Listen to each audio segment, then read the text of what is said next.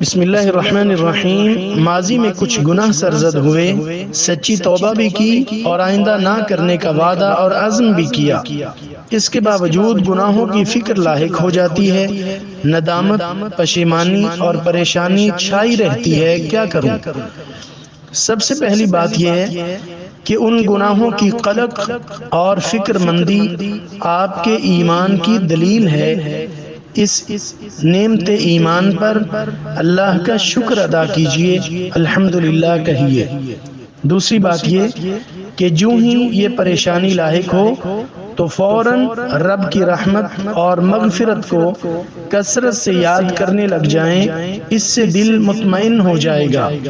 اور مزید شیطانی وسوسوں اور غلبے سے بچنے کے لیے سورۃ الاخلاص، سورۃ الفلق اور سورۃ الناس صبح و شام تین مرتبہ پڑھا کیجیے۔ السلام علیکم ورحمۃ اللہ وبرکاتہ۔